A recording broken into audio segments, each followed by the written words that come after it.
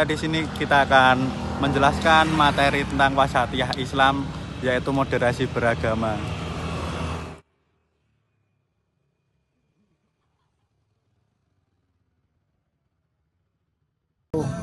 Wasatiyah adalah istilah dalam ajaran Islam yang merujuk pada sikap moderat, jalan tengah atau tengah-tengah atau keseimbangan. Secara umum, konsep ini mengandung makna yang pertama, yaitu tidak ekstrim ya, atau tidak berlebihan, dan tidak pula meremehkan dalam beragama maupun dalam kehidupan sehari-hari. Yang kedua, adil. Adil adalah mampu menempatkan segala sesuatu pada tempatnya dan bertindak lurus. Yang ketiga, seimbang. Seimbang adalah mampu menyeimbangkan antara berbagai aspek kehidupan seperti urusan dunia dan akhirat, serta individualitas dan kolektivitas. Yang keempat yaitu toleran atau menghargai perbedaan dan mengedepankan musyawarah. Dalam konteks keislaman, Islam wasatiyah atau yang sering disebut dengan moderasi beragama merupakan ajaran Islam yang menjunjung tinggi prinsip-prinsip dan sehingga umat muslim diharapkan dapat menjadi umat yang adil, terpilih, dan menjadi penengah. Moderasi adalah konsep kunci yang berarti jalan tengah, keseimbangan, atau sikap tidak berlebihan atau tidak ekstrim. Dalam konteks yang lebih luas, moderasi adalah sikap yang mengedepankan keadilan dan kebaikan atau wasatiyah itu tadi dalam segala hal. Moderasi berasal dari bahasa Latin, yaitu moderatio, yang berarti kesedangan atau tidak lebih dan tidak kurang, atau penguasaan diri itu sendiri. Manfaat bagi kehidupan sosial dan masyarakat dalam penerapan moderasi beragama adalah kunci untuk menjaga kohesi sosial dalam masyarakat yang majemuk. Manfaat bagi pemahaman dan praktik agama, moderasi membantu individu memahami dan menjalankan ajaran agamanya dengan cara yang benar dan menenangkan, menciptakan kerukunan dan kedamaian, melindungi hak-hak minoritas. Yang selanjutnya yaitu manfaat bagi stabilitas bangsa dan negara. Dalam konteks negara majemuk seperti Indonesia, moderasi beragama adalah fondasi kebangsaan, menghilangkan sikap fanatik dan radikal, mewujudkan ajaran agama yang ramah, memperkuat persatuan nasional. Moderasi menguatkan komitmen kebangsaan, menjaga keamanan nasional dapat dengan cara menghilangnya ekstremisme, ancaman terorisme, dan konflik berbasis agama akan berkurang, sehingga stabilitas dan keamanan nasional lebih terjamin. Intinya, manfaat utama penerapan wasatiyah atau moderasi beragama adalah memastikan bahwa keberagaman menjadi sumber inspirasi untuk kemajuan dan kerukunan, bukan menjadi sumber konflik dan perpecahan.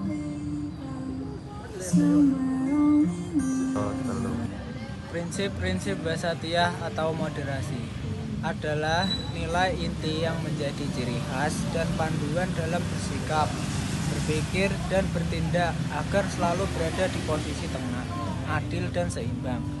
Secara umum, prinsip wasatiyah mencakup 3 pilar utama yang sering diikuti dengan prinsip-prinsip pendukung lainnya. Yang pertama yaitu tawasud, jalan tengah atau sentrisme. Tawasud adalah sikap mengambil posisi di tengah, tidak condong secara berlebihan ke salah satu ekstrim. Intinya menghindari sikap guluf, ekstrim, berlebihan, radikal, dan sikap meremehkan atau masa bodoh atau liberal, terlalu longgar. Dalam beragama, tawasud berarti menjalankan ajaran agama secara proporsional, tidak mempersulit diri dengan tuntutan yang tidak ada dasarnya, tetapi juga tidak menyepelekan kewajiban-kewajiban pokok. Yang kedua yaitu tawazun atau keseimbangan. Tawazun adalah sikap menjaga keseimbangan antara berbagai aspek kehidupan yang berlawanan. Intinya menciptakan harmoni antara dua hal yang harus berjalan seiring. Seorang tawazun mampu beribadah dengan baik, namun juga bekerja keras dan tidak meninggalkan urusan duniawi. Tekstual dan konteks intelektual, mampu menyeimbangkan pemahaman ajaran agama secara harfiah dengan pemahaman yang memperhatikan konteks zaman, tempat, dan situasi individual dan kolektif, mampu memenuhi hak individu tanpa melupakan kewajiban sosial kepada masyarakat. Yang ketiga yaitu ta'adul atau i'tidal, keadilan dan ketegasan. Ta'adul atau i'tidal memiliki arti keadilan lurus dan tegas, berlaku adil kepada siapapun, kapanpun tanpa memandang suku, agama, hubungan pribadi. Keadilan ini adalah manifesti dari kelurusan dan ketegasan sikap.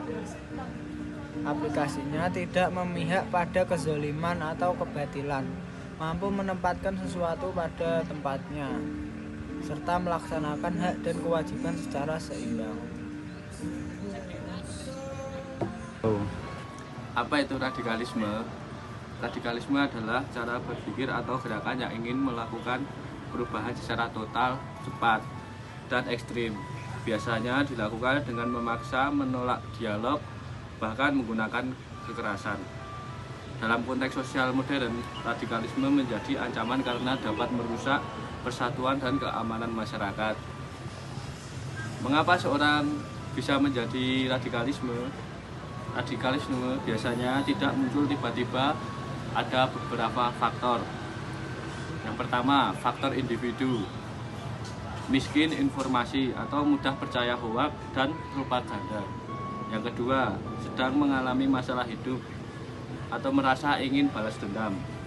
Yang selanjutnya, mencari identitas atau ingin merasa penting atau dihargai. Yang kedua, yaitu faktor lingkungan, pertemanan dengan kelompok yang ekstrim. Yang kedua, ada keluarga atau kerabat yang punya paham serupa. Yang terakhir, sering masuk forum atau grup online yang menyebarkan kebencian. Yang ketiga, faktor sosial dan politik, ketidakadilan, kemiskinan atau konflik yang berlarut-larut, pengaruh ideologi dari luarnya masuk lewat internet dan media sosial. Bagaimana proses radikalisasi terjadi atau tahap-tahapnya? Tahap awal yaitu merasa kecewa atau marah. Orang merasa dunia tidak adil atau hidupnya salah arah. Yang kedua, tahap identifikasi atau mulai mencari pegangan. Ia tertarik pada kelompok atau ideologi yang menjanjikan solusi cepat. Yang ketiga, tahap indoktrinasi atau mulai menerima doktrin ekstrim. Ia diberi ajaran hitam putih, hanya ada yang benar dan salah. Dan 4, tahap aksi, mulai mendukung atau melakukan tindakan ekstrim.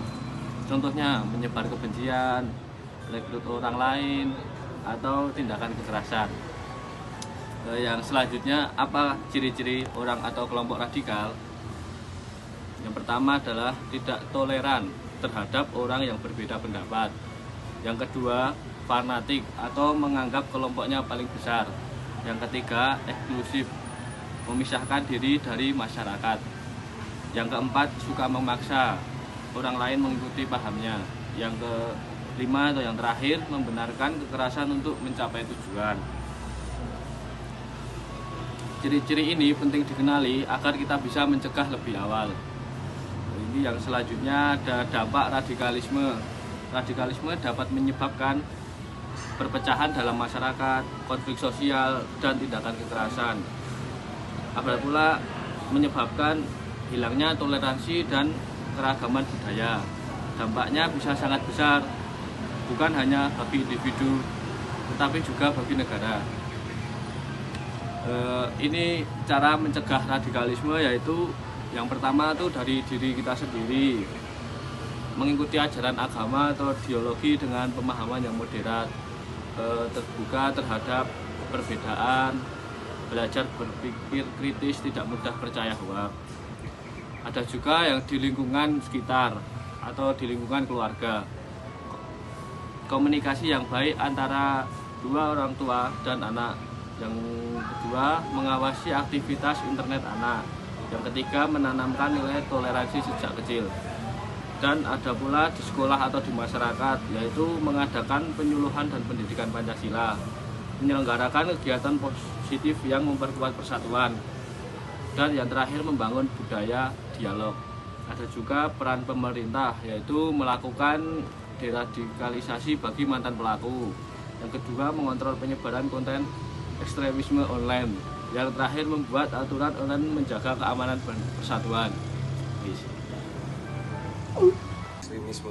Ekstremisme beragama adalah paham atau sikap yang berdasarkan pada interpretasi agama yang sangat kaku dan sempit, yang seringkali mengarah pada intoleransi, penolakan terhadap pandangan berbeda, dan tindakan kekerasan untuk memaksakan keyakinan mereka kepada orang lain. Tindakan ini juga seringkali keluar dari ajaran agama yang moderat dan dapat berujung pada terorisme atau tujuan ideologis lainnya. Ciri-ciri ekstremisme beragama yaitu 1. Penolakan terhadap pandangan lain atau menolak dan tidak toleran terhadap keyakinan agama atau pandangan hidup yang berbeda dengan orang lain. Interpretasi kaku yaitu menafsirkan teks-teks agama secara harfiah dan kaku, seringkali melampaui batas ajaran yang sebenarnya.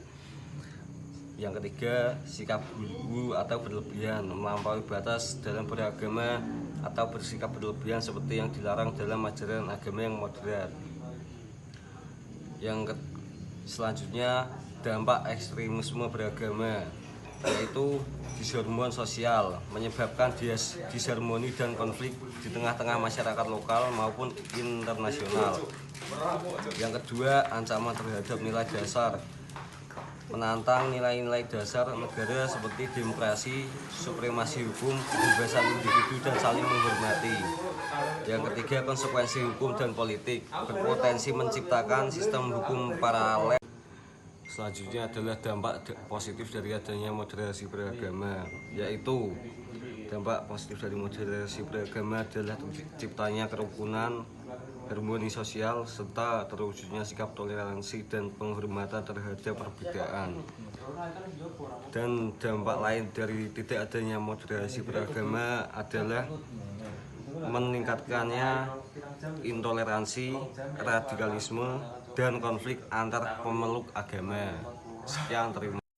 وكذلك جعلناكم أمة وسطا لتكونوا شهداء على الناس ويكون الرسول عليكم شهيدا وما جعلنا القبلة التي كنت عليها إلا لنعلم من يتبع الرسول ممن ينقلب على عقبيه وإن كانت لكبيرة إلا على الذين هدى الله وما كان الله ليضيع إيمانكم إن الله بالناس لرؤوف رحيم.